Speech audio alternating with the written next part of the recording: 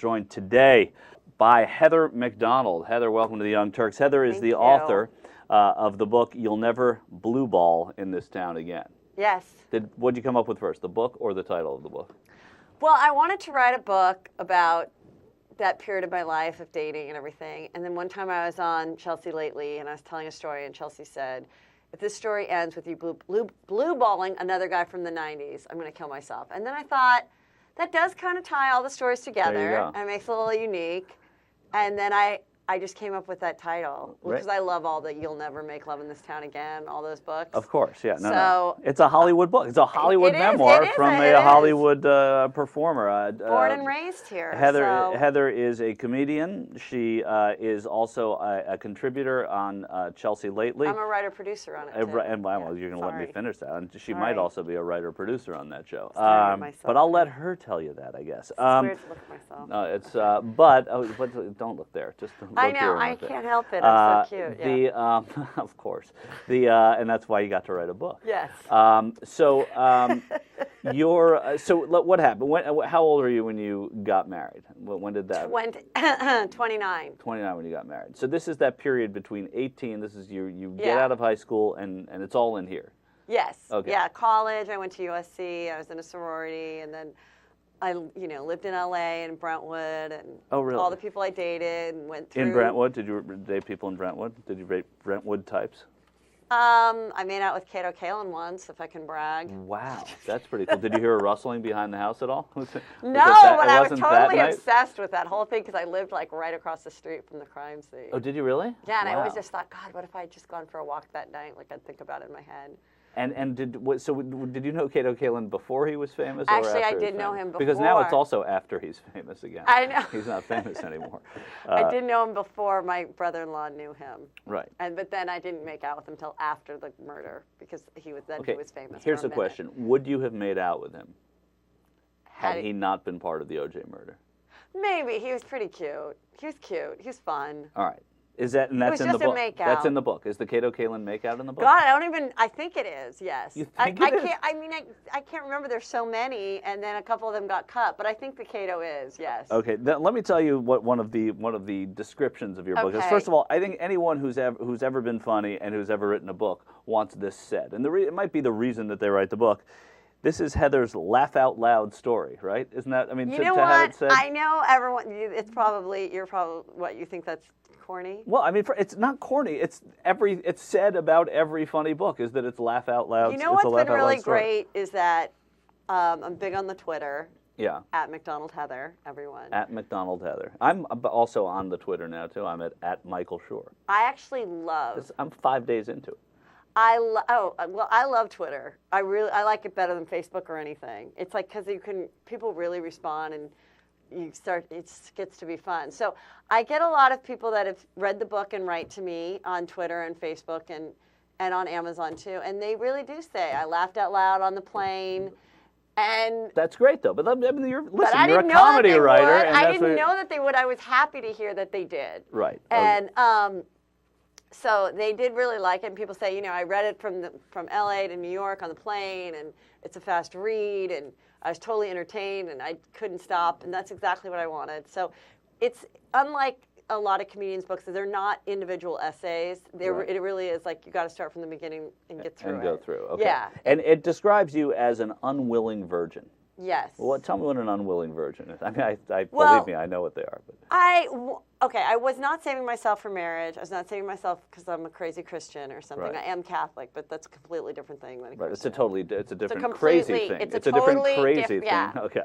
It's like completely like bad language and alcohol is totally accepted. Okay, exactly. So, but I just wanted a boyfriend before I wanted that to be, so I didn't have a steady boyfriend in high school, and then in college I thought I'd get a boyfriend, but I had one that really was like, thought it was great. I was a virgin, but I was kind of creeped out by him. He just liked me too much. Were you creeped out because he thought it was great that you were a virgin? A little bit. Yeah. A little bit like I don't know. So anyway, but he really liked me, and he is named Brian Flynn. He had to change his name in the book. You changed his name in the book, but not on the radio. They made me change his book. Okay. But not on the radio. It doesn't matter. Okay. Does it? Anyway, no, it doesn't matter. I mean, I would like him to find me. To some he in liked the me Flynn so family. much. He liked me Well, so why much. don't you I can't tweet find him? Why don't you I can't find him. Brian Flynn is you have to dedicate a week of Google It's a searching huge for name. Brian Flynn. I mean, there's a million. It's like as popular as Heather McDonald. So, right. Anyway, then after that, like guys would be really annoyed if I didn't sleep with them by a certain date. And if I told them, like, look, I just haven't slept with anyone, and I'm 22, they were really freaked out. And then what would they do? They would just say. They just go, hey, like one guy was like, hey, that's fine. I totally understand. I like went, and I was like, okay, this is great. And then he dumped me like a week later. And then another one, it just was like, hey, that's fine, but I just don't want any part of this. Right. Okay. And it was just like, out there and you couldn't take it back. So then after a certain point, I just didn't tell anyone. And then I'd be like dating someone that I liked and thought was like cute enough and, I'm into it. Yeah. And he's not a jerk or anything. So then I'd like start taking the birth control pill because certainly at this point I'm not going to have an unwanted pregnancy or be anything stupid. Now I'm so old. So let's go to that. Yes. You know that you've never slept with anyone, yes. right? And you know that you're not sleeping with anyone anytime soon, right? I mean, no, yes. Like when did right? So yes, then I got a yes out of that. That's all I was so looking for. Then you get on the pill, and what was behind that? Like by day 19. You're supposed to take the pill the whole month for it to really work, for anyone that's really serious about not having an unwanted pregnancy, which I was. Was there Catholic guilt about the pill? No. The pill, I take the pill now. Right. No. Okay. No, we were always like, my dad like got a vasectomy. He found a priest in San Diego that blessed it. Like we were Catholic, but not. But that was after I was. Who blessed the vasectomy? Yes, that was after I was the fifth mistake. So. Okay. Yes, there was that, and then so then. It'd be like day 19 of the pill, and then I wouldn't hear from him anymore. I mean, guys get pretty annoyed if they take you to like 3 to 4 meals, especially when they're involving like appetizers and drinks. And you probably order a lot, right? Yeah, totally. Yeah. I like it. I like a full, I like a goat cheese salad. Yeah. I like. Do you get the cheese plate at the end though? That's annoying. That's kind of creepy. Right. Okay, that is creepy. But I mean, I really like a chocolate fondue, and I like some acacia Chardonnay. Wow, listen to you. And then you're not putting out. No. Well, what's wrong with that? I had a totally good time. You had a totally good time, but don't you feel that there's did they have a good time? Not after a while. They stopped calling. After 19 days. Yeah. Yeah. So the pill. So from the moment you took your first pill to the moment you had your first man. Yes. How long a period of time? Well, then I would stop. Then I would not renew it and stuff because it was like $33 and. So what was behind taking it in the first place? Because then I'd meet someone. That was then I'd start to take it. So you'd meet them, but you knew you weren't going to sleep with them. No, I did. I thought I'd sleep with them. I'd like a guy, and then I'd start to take it, and then they'd go away by the wayside. And then I'd be like, well, screw this. I don't want to gain 3 pounds and waste $33. So then I'd go off of it, and then I'd date some other people, and then I'd meet someone that I like again. And then I'd be like, all right, let me get this prescription going.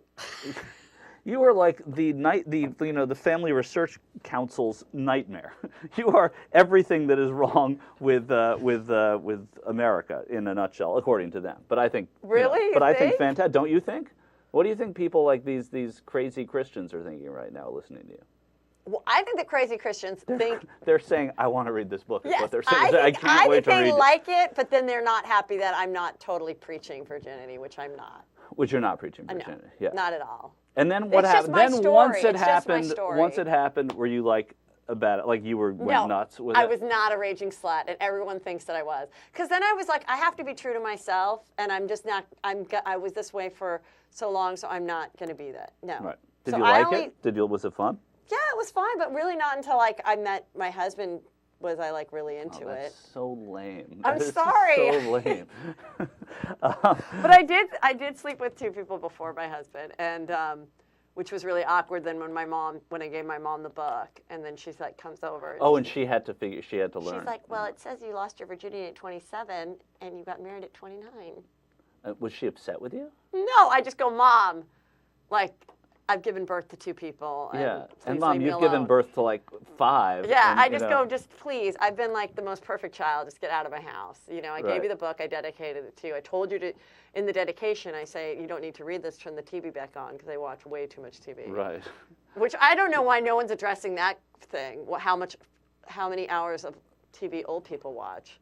Everyone only cares about your kids. Right, but I I think mean, it's unhealthy for old people. Why too. do you think? But nobody really cares about old people at that point. It's like, well, if they let them watch TV, as long as they're not driving. I guess I shouldn't. Yeah, as long as they're off the road. But I don't think it's that healthy. Do people? I mean, you also dedicated to your dad. Now, how does he feel about all this?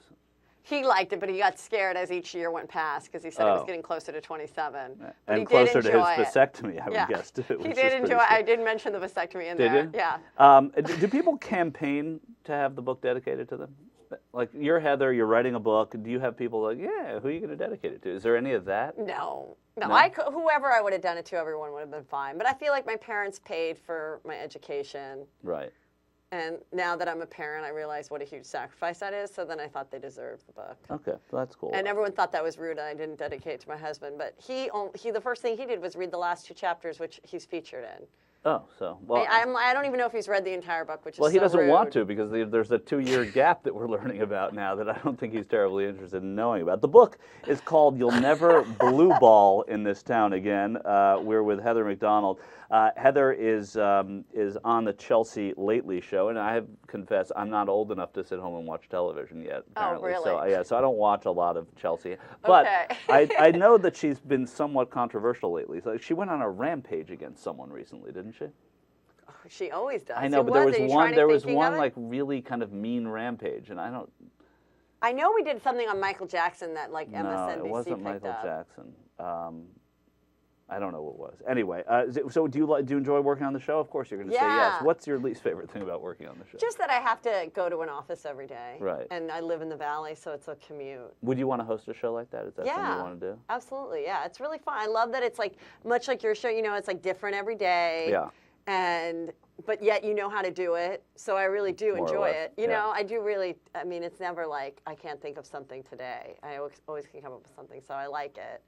And Heather and I were talking. We have a little bit of history, even though we didn't really know it earlier. And I'm not one of those. Now I know. I'm not totally between age 27 and by age 29. By the way, now I totally remember you. Completely remember you. Really, you remember me? Yes, now I do. Yeah, your hair wasn't long like this. No, it wasn't long like this. No. But we were with the Groundlings Theater here in Los Angeles, and a long time ago when she was doing comedy successfully, and I was doing not successly at it. You were. I remember. I was. You no, were there funny. was. I was. Now I remember. Now I remember. Great. Like let's start sketches interviewing me. and You want to know about what I did between 27 and 29? No, but the whole idea of doing comedy and do you want to continue with it as a performer, or is it something that you? I do stand up now, but I actually do. took a big break from stand up, like between like getting married and having kids. I didn't do it for like 7 years, and I just started doing it. Just about 4 years ago was like the first time I got up again and like had written a whole new act about being a mom and being married but in my act I'd also do impressions and a lot of pop culture stuff and writing a book has to like give you a ton of new material as you're yeah, doing but actually my stand-up doesn't really reflect the book, so which is also good because I can tell people if you like my stand-up, the book will not. It's not like a repeat. You know, so many comics put out a book and it's basically like the last 10 years of their stand-up, and that's not what it is. Right. So. No, so I love doing stand-up. I headline clubs and I opened for Chelsea too. Oh, that's great. Yeah, that's really fun. It's really fun. Good. You know, and it's great going to do shows where you know at least half the crowd knows you. Right. And then you get. I don't know what that's like, but yes, I'm sure. But then it must they be great. And also like most of the time they watch the bad reality shows that I'm watching, so they know what I'm talking about. Right. But even if they don't, I still do it because do you ever like when you're traveling, just bring the book with you and read it so that other people they won't know that it's you? You'll like cover the picture and be like, I didn't. The only thing I did is I walked into an airport and they didn't have it, and I said, "Oh, really? Do you have the book? You'll never." I looked really ugly, and so she of course did not recognize me. And I go, "Do you have the book? You'll never blue ball in this town again?" And she's like, "Oh yeah, the lady on the balls. Yeah, we had it right there. I think it's sold out." And I was like, "Oh, okay. Well, it's my book, and can you make sure that you guys order more?" And oh, that's nice. That's all ironic. It's ironic considering you know your long virginity that you are now the lady on the balls. And it's like quite an accomplishment. Oftentimes the title has like I've done shows where they say we can't say the title. Oh, really? Yeah, and then they told me I would never be in a Walmart. Wow, that's ridiculous. And I don't know if that goes for Target too, but I really want to be in Target. I think that you can be in Target. Target isn't as crazy as Walmart. Yeah, I'm hoping. I mean, if I continue you know what? to We're sell interviewing later in the show someone who is running for Congress in Edina, Minnesota, which is right where Target's headquartered, right Can you in that talk area. to him about? I'm going to make sure that he makes this a campaign promise that he will have "You'll Never Blue Ball in This Town Again." I would really. It's my dream to go into my Target and see it. All right. Well, I've been secreting it. I'm glad you came in. It was great to see you again. And no, are you going to write another book? Is there a sequel? Do you go back to becoming celibate again? No, I want to obviously. I want to write another book about like the next period of my life and just more funny stories. Oh, good. All right. Well, bring it on the show, will you? Okay, I will. All right, good. Hopefully. So Heather McDonald, the book's called "You'll Never Blue Ball in This Town Again." Buy it from an independent bookseller near you. Order it. Tell your Amazon, Barnes and Noble, or like Borders. Amazon or Barnes and Noble. Those are big independent new bookstores. You can go to Powell's.com or thetatteredcover.com. Oh, and they'll I'm going to send a be book. at the Tattered Cover. Well, look, in all Denver. of a sudden, why don't you tell them to go shop at Amazon when you get to the Tattered Cover and see what they have to say? Yes, the Tattered Cover is in Denver. I'm going to be at the Tattered Cover in Denver this weekend. Okay, well, you can go out in Denver. When are you going to be there? Do you know? This weekend, Thursday through Saturday at the Comedy Works, and then I'll be at the Tattered Cover this Friday. Great. So if you're watching in Denver, if you're listening in Denver, go see Heather McDonald. The book looks very funny. Heather is very funny, and come on the show anytime. All right. Great. We'll be back with more of the Young Turks right after this.